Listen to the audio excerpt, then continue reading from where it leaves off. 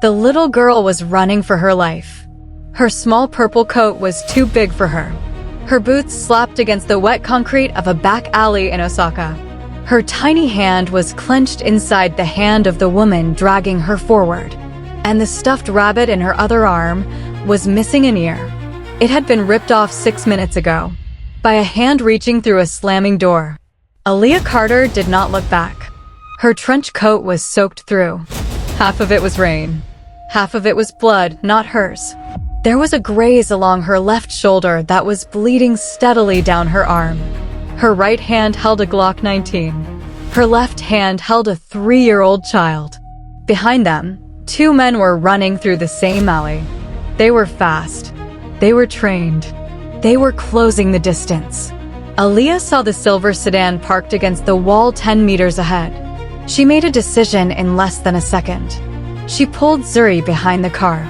She crouched down to her level. She put both hands on the little girl's shoulders. She looked into her eyes. Zuri, listen to me. Stay here. Do not come out. Do not make a sound. No matter what you hear. No matter what. Do you understand? Zuri's lower lip was trembling. Her dark eyes were wide. She nodded once. Imo will come back for you. I promise. Hold bongo. Close your eyes. Zuri pressed her face into the one-eared rabbit. She closed her eyes. Aaliyah stood up and walked back into the alley. The first man came around the corner at a sprint. He saw her too late. He raised his weapon. She had already raised hers. 2 shots. Center mass. He went down hard on the wet concrete. The second man was smarter. He had stopped at the corner. He was waiting. Aaliyah moved sideways along the wall.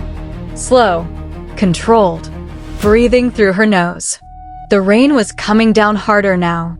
The streetlight above her flickered once and went out. She heard him breathing on the other side of the corner. She closed her eyes for half a second. She listened. Then she dropped low and went around the corner from below. 1 shot. Through the throat. He fell without a sound. Aaliyah stood up slowly. Her ears were ringing. Her shoulder was burning. The rain washed the blood off her hand and into the gutter. She did not move for a long moment. She just stood there in the alley, with 2 dead men at her feet, and rain in her eyes, and a faint, distant memory of a hospital room in Atlanta where she had once held a newborn baby for the very first time and promised her sister she would always keep her safe. Then she walked back to the silver sedan. Zuri was exactly where she had left her, crouched down, eyes squeezed shut, bongo pressed against her cheek, her tiny shoulders shaking. Aaliyah knelt down on the wet ground beside her. Baby, she whispered. It's me. You can open your eyes now. Zuri opened her eyes, and she looked at her aunt. She looked at the blood on Aaliyah's coat, the blood on Aaliyah's hand, the blood she could see now, running in thin red lines down the alley behind them. She looked down at her own white sneakers. There was blood on them, from where Aaliyah had carried her past the first body.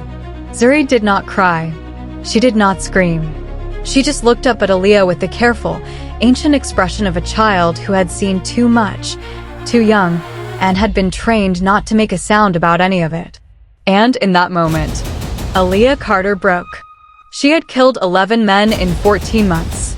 She had crossed 7 borders on 3 forged passports. She had slept in 19 different beds. She had taught a toddler how to whisper, how to hide, how to disappear into the back of a cabinet at the sound of a knock. She had done all of it alone. And tonight, looking at the blood on her niece's tiny white sneakers, she understood, finally, completely, that she had run out of road. She could not protect Zuri anymore. Not by herself. There was only one person on this earth with enough power to do what she could no longer do. And he had been waiting 14 months for the impossible, without knowing it. Aaliyah took a long, shaking breath. She reached out and took Zuri's small face in her bloody hands. She wiped the rain off her niece's cheeks with her thumbs. She forced herself to smile. Then she said the words she had been afraid to say for 14 months. Zuri, baby, it's time for you to come back from the dead. 3 days later, 2:14 in the morning, Hanamdong, Seoul. Park Tae-hyun stepped out of the back of his black Maybach. The night air was cold. His jacket was unbuttoned. His tie was loose. His hair fell across his forehead. He had just spent 4 hours across a lacquered table from a man whose family had murdered his cousins, discussing the dowry, discussing the seating chart, discussing what flowers his future bride would carry. He had said yes to all of it, because saying yes was the only way to stop the bleeding. His head of security, young Minho, was waiting at the front door. Minho did not wait at the front door. Minho stayed in the security office. Minho only came to the door for one reason. A problem.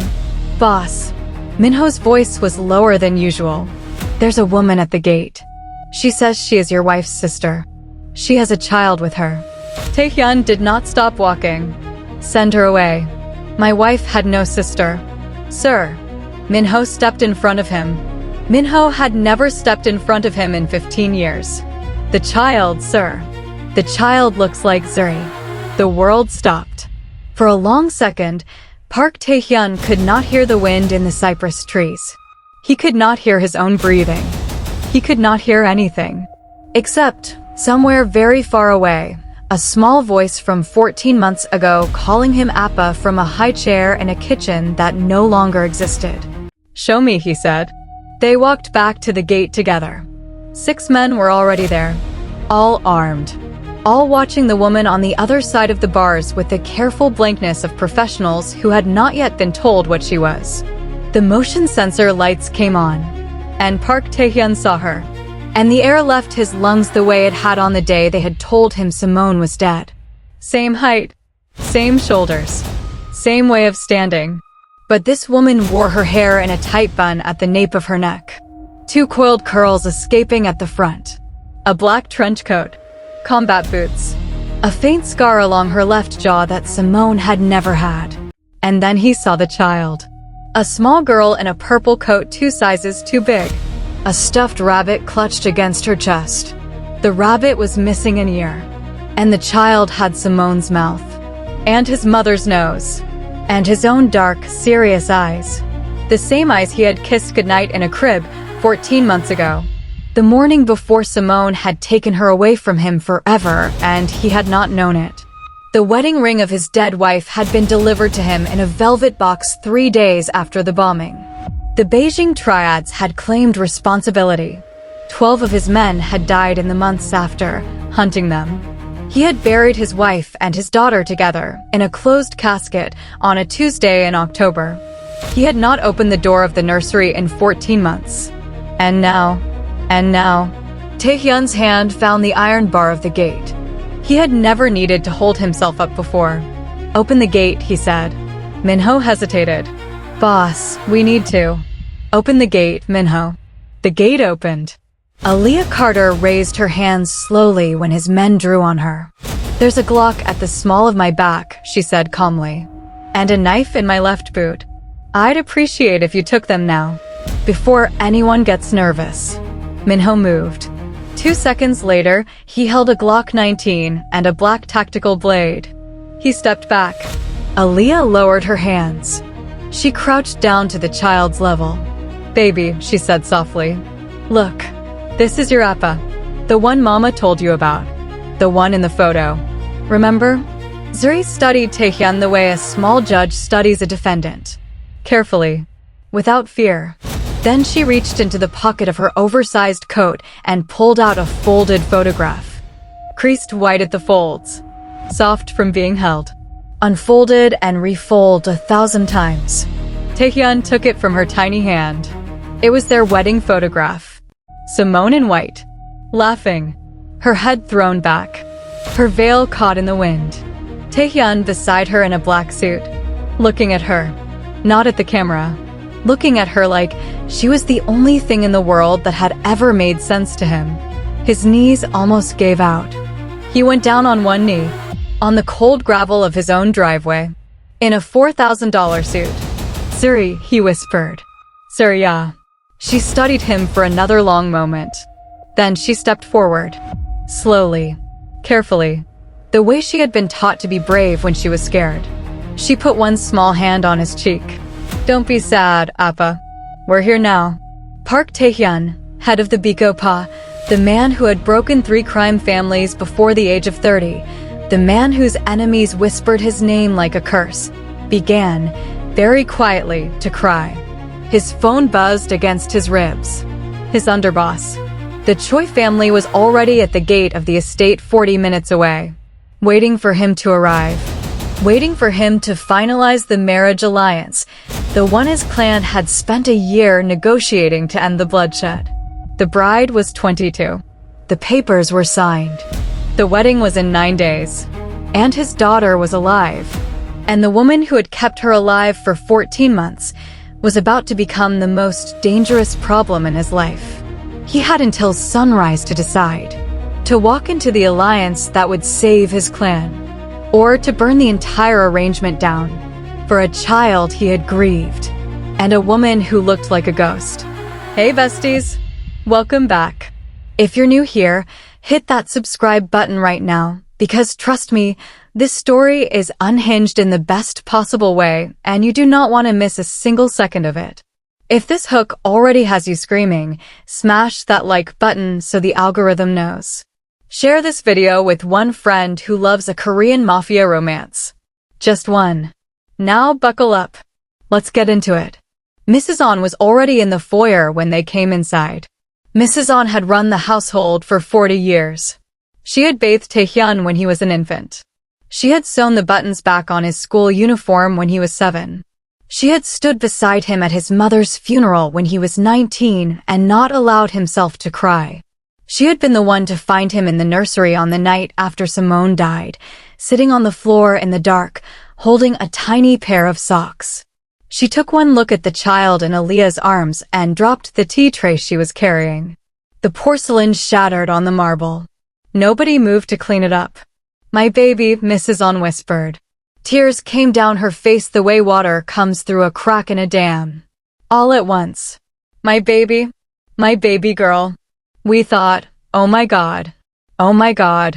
Zuri looked at her with the same careful curiosity. Then she pointed at the framed photograph on the foyer wall. A picture of Simone, pregnant, laughing in this same hallway. "Mama," Zuri said clearly. "Halmonion. Mama told me." Mrs. On sank to her knees and held out her arms. Zuri walked into them. Mrs. On pressed her face into the child's hair and wept like a woman who had been holding her breath for 14 months and had finally been allowed to let it out. Tae-hyun stood in the middle of his own foyer, watching, unable to move. Aaliyah stepped beside him, quiet, watching the child too. "She has a routine," Aaliyah said softly. "Bath at 7. Bottle of warm milk at 7:30. She likes the rabbit on her left side. She wakes up around 3 with bad dreams sometimes. When that happens, you put your hand on her chest and hum. She goes back to sleep. She is allergic to peanuts. Severely. There's an EpiPen in the front pocket of her bag. She speaks Korean and English. She is sharper than you think. Don't lie to her. She always knows." Tae-hyun did not look at Aaliyah. He could not look at Aaliyah. Looking at Aaliyah felt like looking at his dead wife. And he was not strong enough for that. Not yet. "How old was she when you took her?" he said quietly. 22 months, Aaliyah said. "Just learning to run. She turned 3 this past February. We had a small cake. Just the 2 of us. She blew out the candles by herself." Tae-hyun closed his eyes. He had spent his daughter's 3rd birthday alone. In a dark study. With a bottle of bourbon. Believing she was dead. "Why didn't you bring her sooner?" he asked. Aaliyah was quiet for a long moment. Then she pulled an envelope out of the inside pocket of her trench coat and held it out to him. It was sealed.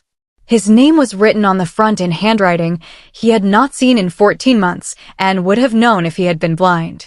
Simone's handwriting. "Read this first," Aaliyah said. "Then ask me again. And I'll tell you everything." He took the envelope. His hand was steady. He had been raised never to let his hands shake in front of strangers. But inside his chest, something was breaking open. Something he had spent 14 months sealing shut with concrete and silence and bourbon. "Mrs. On," he said quietly. "Take Zuri to my room. Run her a bath. Bring her warm milk. Stay with her until I come." Mrs. On nodded. She scooped Zuri up against her hip with the practiced ease of a woman who had carried generations of children up these stairs. Zuri looked back over her shoulder as they went. "Appa," she said. "Are you coming?" "Yes, Zuri, he said. "Always. From now on. Always." Then he turned to Aaliyah. "My study," he said. Now. His study was on the second floor. East wing. Floor-to-ceiling windows over the river. A black walnut desk. A wall of books his father had collected. A whiskey decanter that had been a wedding gift from Simone. He had not opened the decanter in 14 months. He poured 2 fingers of bourbon into one glass. He pushed the glass across the desk to Aaliyah. He poured nothing for himself. Aaliyah sat in the leather chair across from him. She did not touch the bourbon. Her hands rested loosely in her lap. Her shoulders were relaxed. She looked, he realized, exactly the way a soldier looked when she had finally come home from a war she had been fighting alone. He sat down. He set the envelope on the desk between them.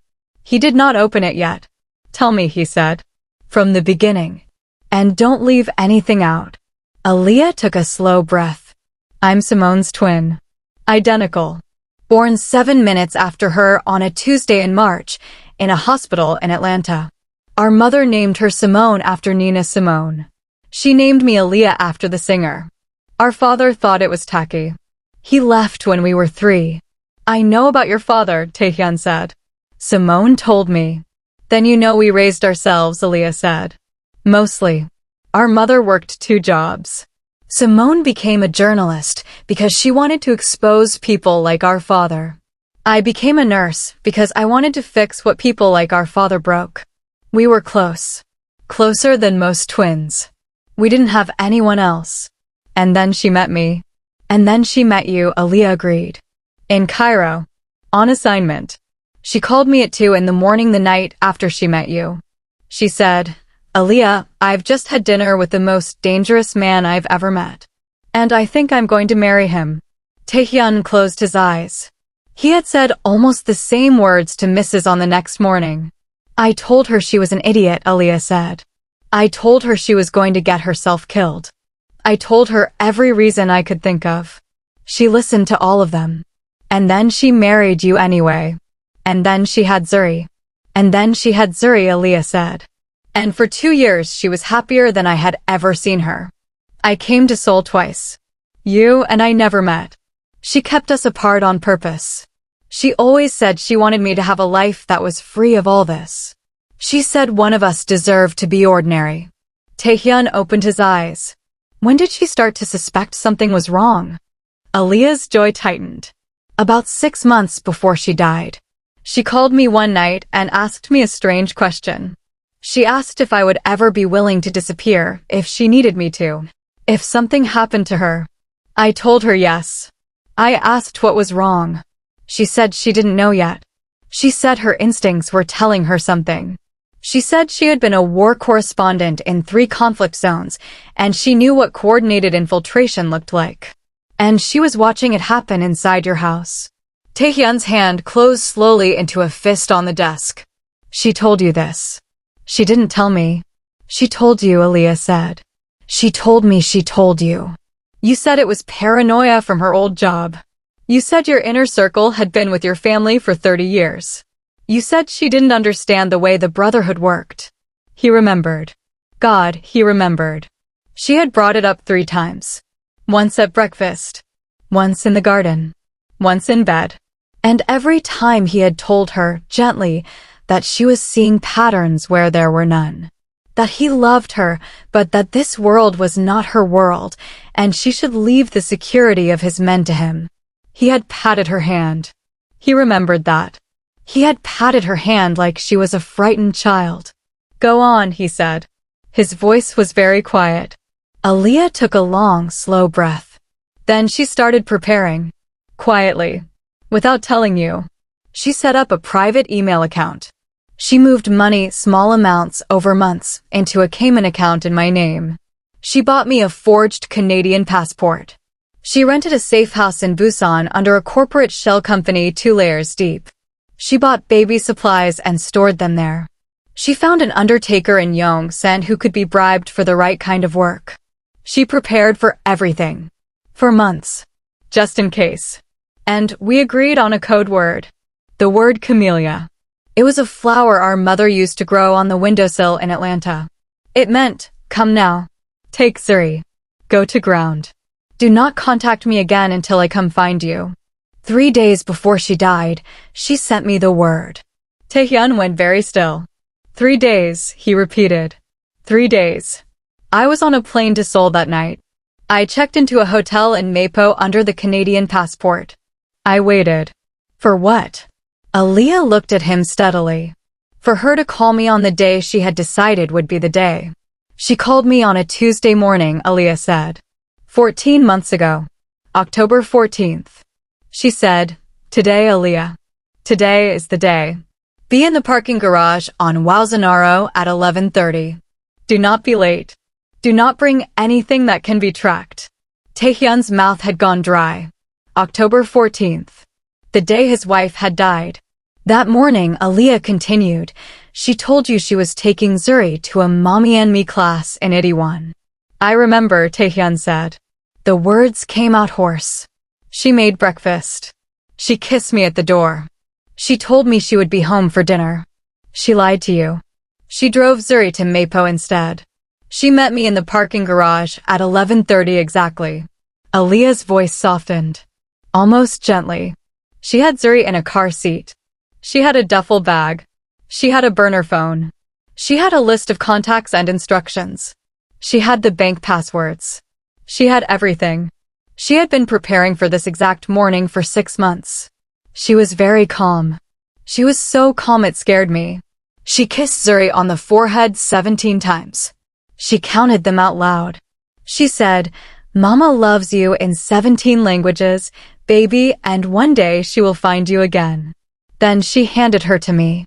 And she said, take care of my little girl, Aaliyah. Take care of yours and mine. I will see you on the other side. Tae-hyun's eyes were burning. And then, Aaliyah's voice cracked, very slightly. The first crack he had heard in it. And then she got in her own car. And she drove away. And I drove south with Zuri toward Busan. And I never saw my sister alive again. Tae-hyun stood up. He had to. He walked to the window. He pressed his forehead against the cold glass. He stared down at his own reflection in the dark river below. The man in the reflection was not a man he recognized. Where did she go? He asked. His voice was the voice of someone speaking from underwater. After the parking garage. Where did Simone go? Aaliyah did not answer right away. When she finally spoke, she spoke very slowly. Like she was laying each word down carefully on a glass table that might break. There was a hospital in Yongsan. A children's hospital. There was a little girl on the oncology ward. 3 years old. Curly black hair. Leukemia. She had been dying for weeks. Her family was poor. They had no money for the funeral.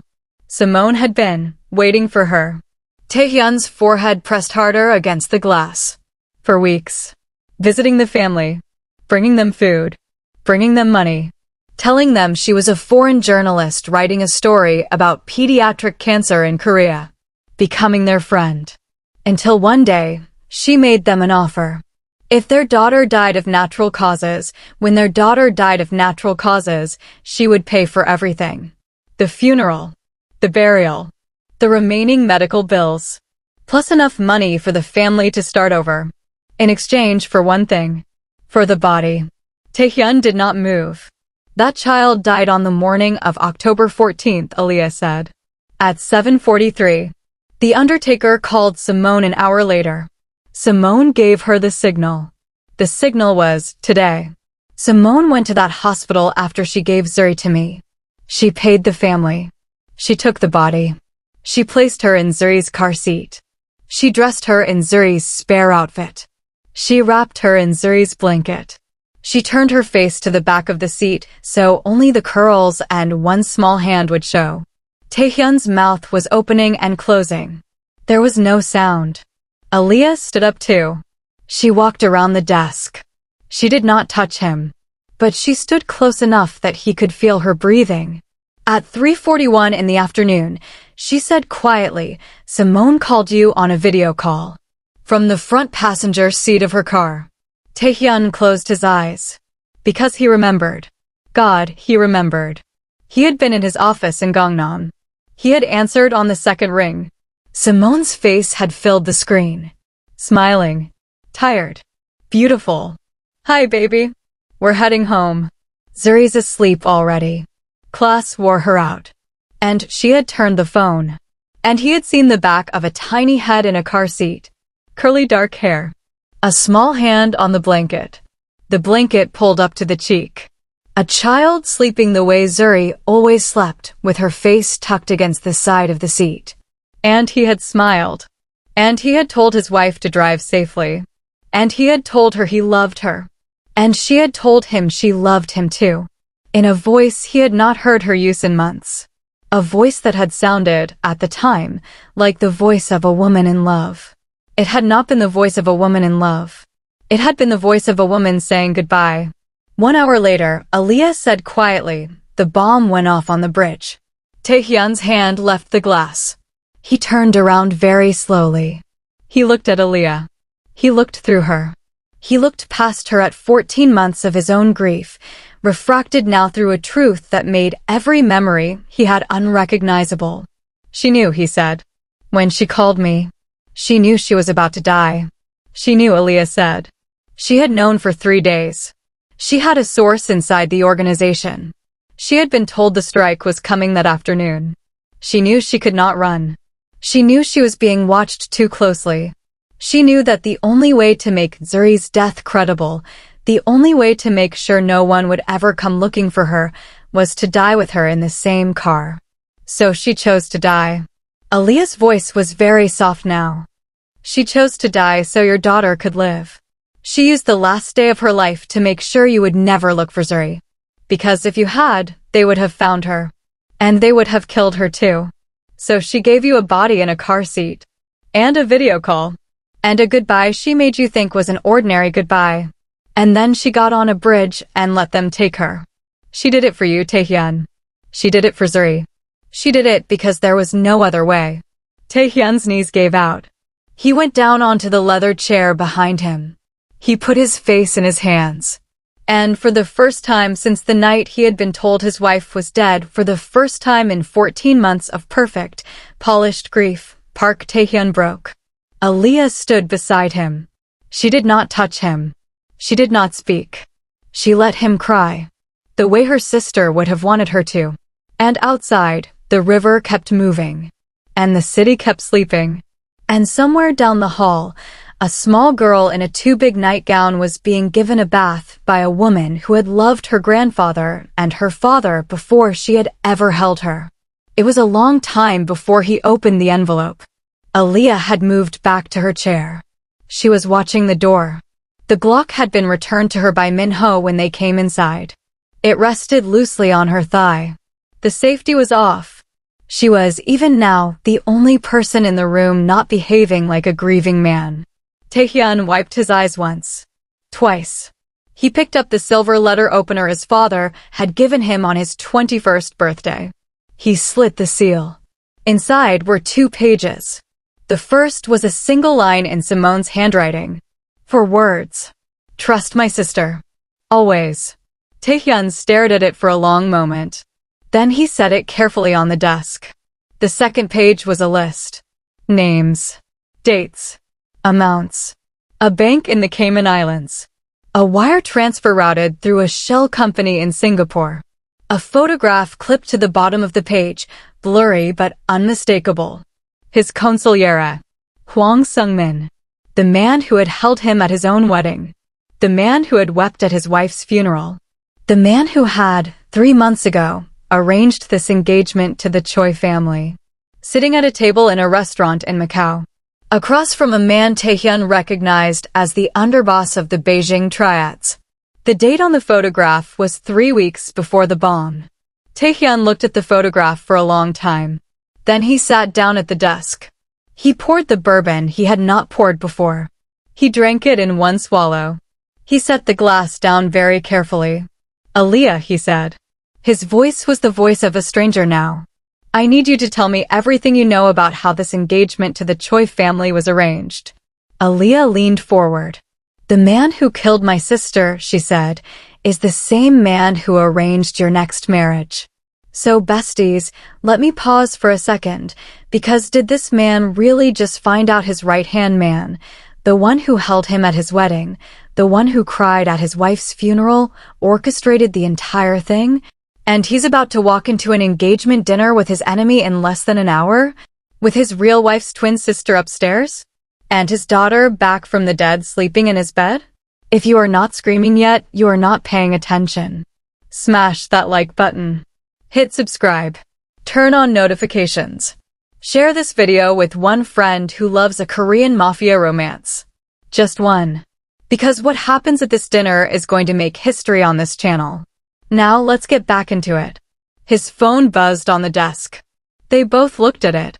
The screen lit up. A photograph he had taken 18 years ago of an older man laughing at a fishing pier. The contact name read, Sungmin Hyung. Hyung. Older brother. Tae-hyun answered on the third ring. Sungmin SSI, he said. His voice was steady. Easy. The voice of a man who had not just learned the most devastating piece of information of his life. I was about to call you. My son. Hwang Sungmin's voice was warm. Familiar. Concerned. The Choice are asking when you will arrive. The papers are ready for signing. Should I tell them you are on your way? Tae-hyun looked across the desk at Aaliyah. At the photograph still in his hand. At the 4 words in his dead wife's handwriting. Trust my sister. Always. Tell them I will be there in an hour, he said. There has been a small delay. A business matter. Nothing important. Of course. I'll let them know. And Tae-hyun, I am proud of you. Tonight is the night your father has been waiting for. He would be proud of you too. Tae-hyun's smile was a thin, terrible thing. Thank you, Hyung, he said. That means everything to me. He ended the call. He set the phone down on the desk. For a long moment, he did not move. Then he opened the bottom drawer of his desk. The drawer that had been locked for 14 months. He pulled out a black leather case. He opened it. Inside was a Beretta 92 FS. The first gun his father had given him. The gun he had been carrying the night he met Simone. He had not touched it since the day she died. He checked the magazine. He checked the chamber. He slid it into the holster at his ribs. Then he looked up at Aaliyah. You have a USB drive, he said. Photographs. Communications. Money trails. Yes. I want everything you have. On the desk. Now. She reached into the inside lining of her boot and pulled out a small black USB drive. She set it on the desk. There is one thing you need to understand before you leave this house, she said. He waited. I did not bring my niece to you tonight as a gift, Aaliyah said. I brought her to you because I have run out of resources to keep her alive on my own. They found us in Osaka 3 days ago. I killed 2 of them. There were at least 3 more. I have no money left. I have no documents that are not already burned. I had a choice. To keep running with her until they caught us in some hotel parking lot. Or to bring her to the only person on this planet with enough power to keep her safe. So I chose you. But understand this. If you cannot protect her, I will take her back. I will disappear with her again. I will keep doing it until I cannot anymore. And then I will die with her in my arms before I let them touch her. Do you understand me? Tae-hyun studied her face for a long moment. You loved her, he said quietly. My wife. You loved her like a soldier loves the person they fought beside. She was my twin, Aaliyah said. She was every good thing about me. And they took her. And I have spent 14 months learning their names. So that one day I could put a bullet in each of them. Tae-hyun nodded once. Then he walked around the desk. He stopped in front of her. He extended his hand. Aaliyah Carter, he said. My name is Park Tae-hyun. I am the head of the Baekho-pa, the White Tiger Clan. My wife was the love of my life. My daughter is the only thing in this world that means anything to me. And starting tonight, I am going to do for them what I should have done while my wife was still alive. I am going to listen. She looked at his hand for a second. Then she stood and took it. Her grip was firm, cold, strong. I have 40 men on this property, he said. 12 of them are mine personally. They will die before they let anything happen to either of you. You are not leaving this compound until I come home. When I come home, we will plan together. Do you understand me? Yes. Good. He turned for the door. Tae-hyun, she said. He paused. Where are you going? He looked back at her over his shoulder. And for the first time since he had buried his wife, his eyes were not tired. To my engagement dinner, he said. The Choi compound sat on a private mountainside in Pyeongchang-dong. It had been built in 1994 by Choi Du-shik, the patriarch of the Choi-pa, in the style of a traditional hanok. But enormous. 3 connected buildings around a central courtyard. A koi pond. An ancestral shrine. Every roof tile imported from Anong. Every beam of cypress wood hand-carved by craftsmen flown in from Gyeongju. The driveway was lined with 12 black sedans. 24 bodyguards. A red carpet. The bride was waiting. Tae-hyun stepped out of his Maybach at 3:47 in the morning. His shoes hit the gravel with the soft, precise sound of a man who had nothing to fear and nowhere to hurry. Hwang Sung-min was waiting for him on the steps. Sung-min was 63 years old. Silver hair. A black silk suit. A jade pin on his lapel that had belonged to Tae-hyun's father. He opened his arms when Tae-hyun came up the steps. He embraced him the way a father embraces a son. Hard. Real. With a hand on the back of the neck. My son, he said softly into Tae-hyun's ear. You are late. But you are here. That is what matters tonight. Tae-hyun returned the embrace. He held it for a long second. Long enough to feel the small, hard shape of Sung-min's pistol at his hip. Long enough to remember every time this man had held him as a child. Long enough to know, with absolute clarity, what he was about to do. Hyung, he said quietly. Walk me inside. There is something I want to discuss before we sign. Sung-min smiled. Of course. Anything. The main hall was lit with paper lanterns. 12 elders sat along one wall. The Choi patriarch sat on a raised cushion at the center. The bride, Choi Yoon-seo, knelt to his right in a pale blue hanbok. Her face was scrubbed clean. Her hair was pinned up with silver ornaments. She was 22 years old. She was beautiful in the way young women are beautiful when they have been told their whole lives that beauty is the only currency they will ever own. Her eyes were red.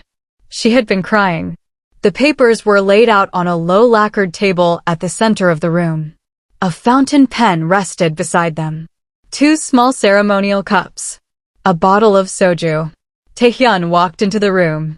12 elders bowed their heads. The Choi patriarch did not.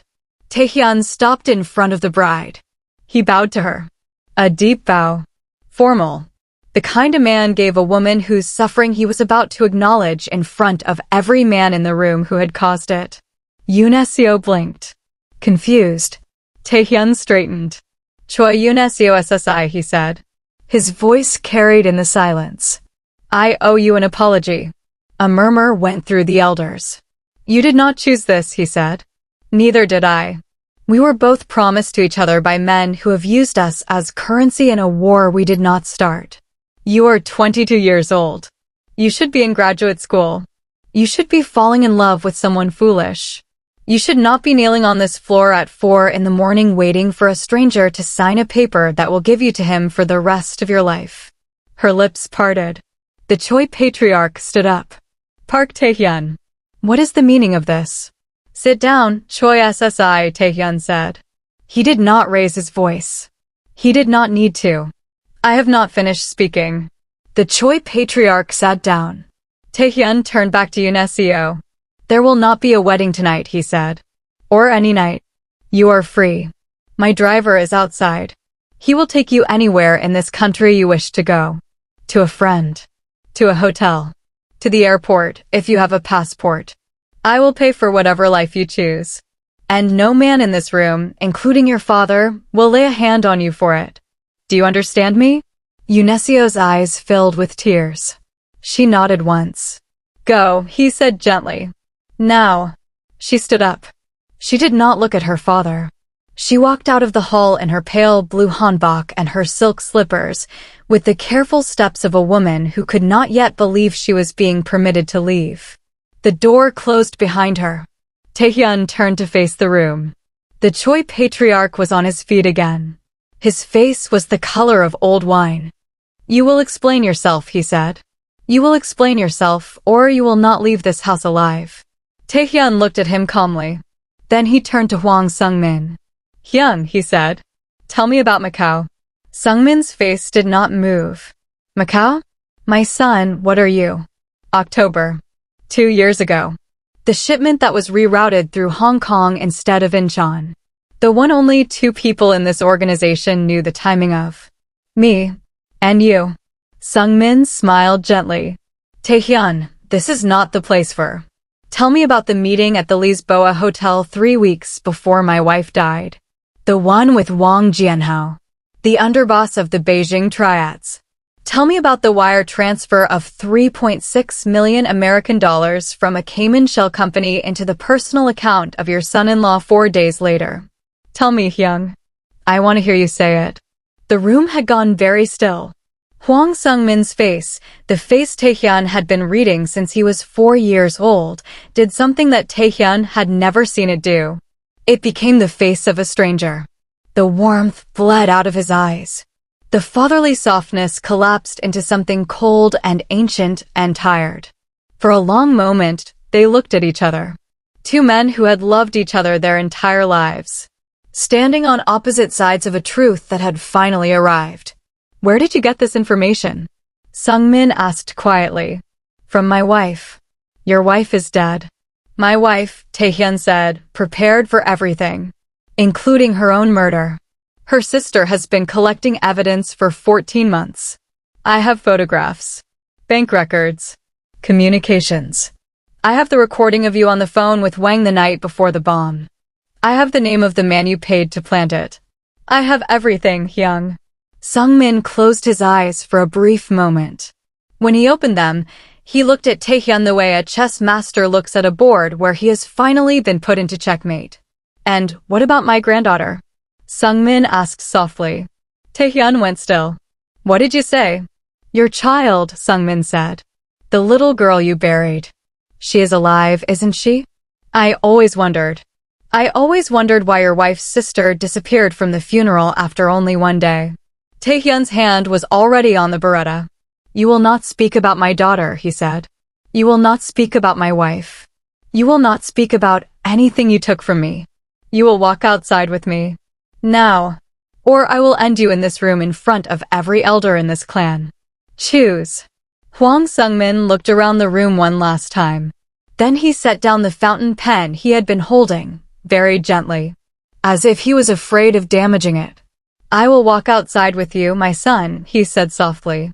Tae-hyun turned to the Choi patriarch. Choi SSI, he said. Your consigliere conspired with mine to murder my wife. To consolidate territory. To put me in your debt through this marriage. I have proof. You can verify it yourself. You can apologize. We can come to a new arrangement that does not involve selling your daughter to the man your house tried to ruin. Or you can pretend you knew nothing. And we go to war tonight. I leave it to you. But I will say this only once. The next person from your house who touches my family will not survive the week. The Choi patriarch was an old man. He had survived 4 decades of this life because he knew when to bow and when to bleed. He bowed. Low.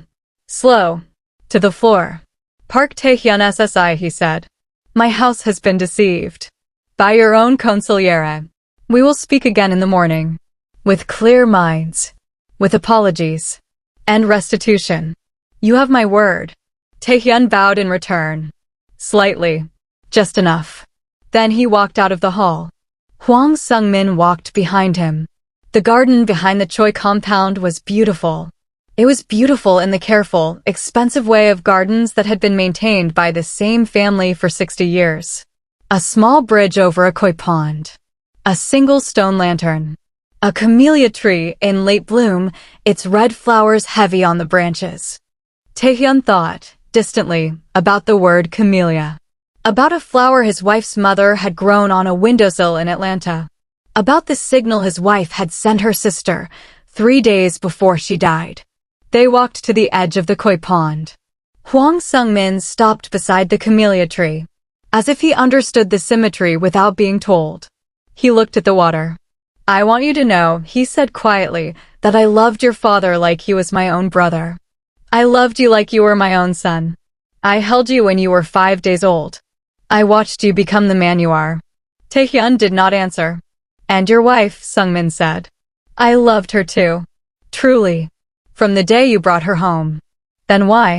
Tae-hyun's voice was very quiet. "Because she was making you weak." Sung-min said it gently. "The way you tell a child a hard truth." "Because she was making you sentimental. Because the Beijing triads were going to take half our shipping operation by the end of last year, and I needed you to be ruthless again. I needed you to remarry into the Choipa. I needed you back in the life your father built for you. And she was always going to be in the way. You could have told me. We could have negotiated. We could have. You would never have let her go, Tae-hyun. You would have died for her. I knew that. I have known you since you were 5 days old." Tae-hyun looked at him. The sun was just starting to come up over the mountain. The first thin gray light. The first whisper of a new day. "Hyun," he said. "Did you know about Zuri?" Sung-min was quiet for a long moment. Then he said, "I suspected. I never had proof. If I had been certain, I would have handled it. I am sorry that I am only telling you the truth now. At the end. Some men do not have the courage to be honest in life. And the men who came for them in Osaka? Mine," Sung-min said. "They were mine. I am sorry, my son. I truly am." Tae-hyun nodded once. He drew the beretta. Hwang Sung-min did not flinch. He closed his eyes. He bowed his head. He folded his hands together in front of him, the way a man folded his hands at prayer. "My son," he said softly, "be a better man than I was." "I intend to," Tae-hyun said. The shot was not loud. The garden was quiet. The koi did not stir. The camellia tree shed 3 red blossoms that drifted slowly to the ground. Tae-hyun stood very still for a long moment. Then he holstered the beretta. He took out a handkerchief. He wiped his hand. He folded the handkerchief. He put it back in his pocket. He turned and walked back toward the house. There was blood on his cuff. He did not notice it for hours. The Maybach pulled through the Hanamdong gates at 6:11 in the morning. The sky was a soft, washed pink. Birds had begun to sing in the cypress trees. A light frost had gathered on the rose bushes along the front walk. Tae-hyun stepped out of the car. He stood for a long moment in the driveway. He looked up at his own house. The house his grandfather had built. The house his father had died in. The house his wife had been murdered for. And for the first time in 14 months, the house felt like a place where someone was waiting for him. He walked inside. The foyer was quiet. Mrs. On had cleaned up the broken porcelain. A new pair of small purple house slippers sat beside his shoes by the door. They had a small embroidered rabbit on the toes. Mrs. On must have ordered them already. He climbed the stairs slowly. His knees ached. His hand ached. His chest ached in a place he had not let himself feel in 14 months. He went to his bedroom first. Mrs. On was sitting in the rocking chair by the window. Zuri was curled up on the bed in a clean white nightgown that was too big for her, sleeping with one fist tucked under her chin and the stuffed rabbit pressed against her cheek. Her hair had been carefully combed and tied into 2 small braids. Mrs. On looked up when he came in. She saw the blood on his cuff. She did not ask. "She fell asleep at 4, Mrs. On whispered. "She wanted to wait for you. She made me promise to wake her up when you came home." "Don't," he whispered. "Let her sleep." Mrs. On nodded. "Aaliyah's SI is in the next room. She has not slept either. She is sitting up." With her gun. Of course she is. He walked over to the bed. He sat down very carefully on the edge of the mattress. He looked at his daughter for a long time. Then he reached out, slowly, and laid his hand on her small chest. The way Aaliyah had told him to. He felt her heart beating under his palm. Steady. Strong. Alive. Tae-hyun closed his eyes. And for the first time in 14 months, he did not have to imagine it. He found Aaliyah in the next room. She was sitting up in an armchair by the door. Wide awake. Her boots still on. Her trench coat folded neatly on a chair beside her. The Glock rested loosely on her thigh. The safety was off. She looked at him when he came in. She saw the blood on his cuff. She did not ask either. It's done, he said quietly. She nodded once. Was it quick? Yes. Did he say her name? Tae-hyun thought about it. He said he loved her. Aaliyah was quiet for a long time. Then she said, very softly, good. Then he understood what he was paying for. Tae-hyun walked to the window. He stood with his hands in his pockets. He watched the sun come up over Seoul. The Han River turned silver. A barge moved slowly along the south bank. The city was waking up. Aaliyah, he said. You should sleep. I'll sleep when I am sure she is safe. She is safe. I have heard those words before. He turned around. You are right, he said. You have. And the man who said them to you last failed you. And I am not going to insult you by promising more than I can deliver. So I will say this instead. I am going to spend the rest of my life proving to you that this house is safe. Starting with this morning. Sleep, Aaliyah. I will sit in the chair. I will watch the door. Nothing will come through it. And if you wake up and I am gone, that is because something is happening that I am handling. But you are not alone in this anymore. Do you understand me? She studied his face. Slowly, she set the Glock on the side table. All right, she said. All right, Park Tae-hyun. She lay back in the chair. She closed her eyes. Within 90 seconds, her breathing had evened out, and she was asleep, the heavy, dreamless sleep of a person who had not slept in months. Tae-hyun sat down in the chair across from her. He did not take off his suit jacket. He did not loosen his tie. He watched the door. And the sun came up. At 7:23 in the morning, his phone buzzed. Aaliyah was still asleep. The Glock was still on the side table. The house was quiet. Mrs. On was making rice porridge in the kitchen for when Zuri woke. Minho had doubled the security perimeter. Everything, for the first time in 14 months, was calm. And then his phone buzzed. Tae-hyun looked at it. Unknown number. He opened the message. It was a photograph. A long-lens photograph of Aaliyah and Zuri walking through the international terminal at Incheon Airport. 11 hours ago. Aaliyah in her trench coat. Zuri holding her hand. The stuffed rabbit dangling from one small fist. The photograph was clear. Sharp. Professionally taken. A second message arrived. 3 lines in English. You should have let her stay dead. Hwang Sung-min was the smallest of us. We will see you soon, Park SSI. Tae-hyun stared at the screen. For a long, slow heartbeat, he did not move. He had thought he was at the end of this. He had thought killing Sung-min was the end of it.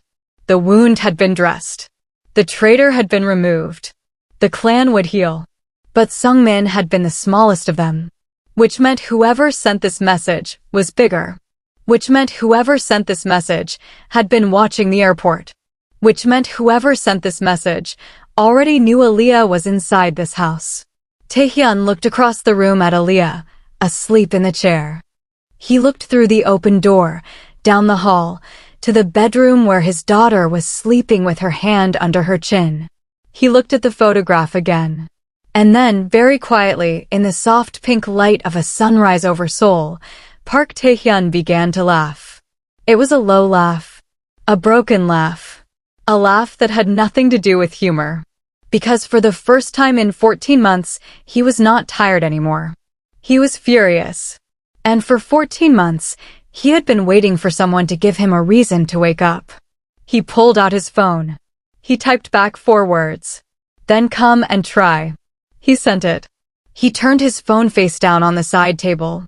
He looked, one more time, at the women asleep in the rooms of his house. Then Park Tae-hyun, head of the Baekho-pa, the man who had buried the love of his life and was about to bury anyone who came through his gate after her, settled back into his chair. And he watched the door. And he waited for sunrise to finish. So, besties, let's pause. Because did this man really walk into his own engagement dinner, free the bride, expose his second father as a traitor, execute him in a garden, come home with blood on his cuff, and then get a text message telling him that the real enemy hasn't even shown up yet? Did Aaliyah really just fall asleep in the same house as the man whose family destroyed her sister? Did Zuri really call him appa like she's been waiting her whole life to do it? If your jaw is on the floor, you're exactly where I needed you to be. Hit that like button so the algorithm pushes part 2 to the top of every feed.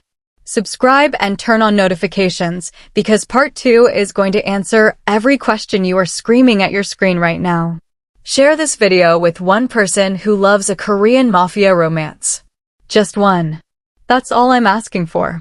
And in the comments, tell me, could you do what Simone did? Could you walk into your own death so your daughter could live? Could you kiss your husband goodbye knowing it was for the last time and not tell him? And what about Aaliyah? Could you forgive a sister who took your child away from you for 14 months even though it saved her life? Drop your answers below. I read every single one. Tell me where you're watching from. Tell me what tropes you want to see in part 2. Forced proximity? Slow burn? A bedroom scene? A war? Trust me, all of it is coming. Park Tae-hyun is just getting started. And Aaliyah Carter has 14 months of unfinished business. So stay close, besties. Because the white tiger is awake. And he is hungry.